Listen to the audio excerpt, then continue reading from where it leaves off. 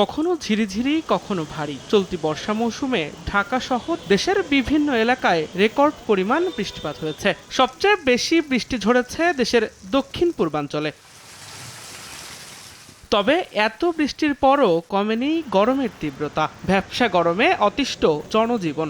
কয়েকদিন যে বৃষ্টিটা হলো সেই তুলনায় আবহাওয়া ঠান্ডা হওয়ার কথা ছিল, কিন্তু গরম কমতেছে না। বৃষ্টি হচ্ছে, এর পরক্ষণেই অতিরিক্ত তাপমাত্রা আরো বাড়তেছে। বৃষ্টি বেশি হওয়ার পরেও ঠান্ডা পড়ছে না। স্বাভাবিকভাবে বৃষ্টি হলে যেটা আমরা অনুভব করি, একটু ওয়েদারটা কুল, মানে ঠান্ডা ঠান্ডা ওয়েদার, বাট এখন যেটা দেখতেছি তাপমাত্রাটা দ্বিগুণ।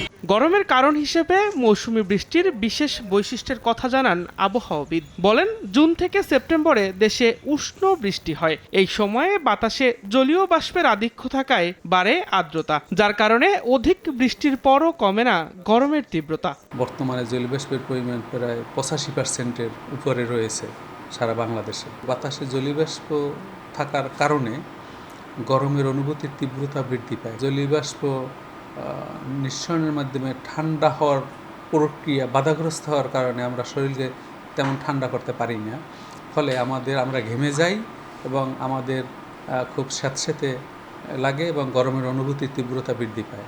জুলাইকে বৃষ্টিপ্রবণ মাস উল্লেখ করে আবহাওয়া অফিস বলছে, সার্বিক তথ্য উপাত্ত বিবেচনায় মাস জুড়েই থাকবে এমন আবহাওয়া। এই জুলাই মাসের বাকি যে কয়েকদিন বাকি আছে প্রত্যেক দিনই বৃষ্টি হবে। দিন মোহাম্মদ সাব্বির, সময় সংবাদ, ঢাকা।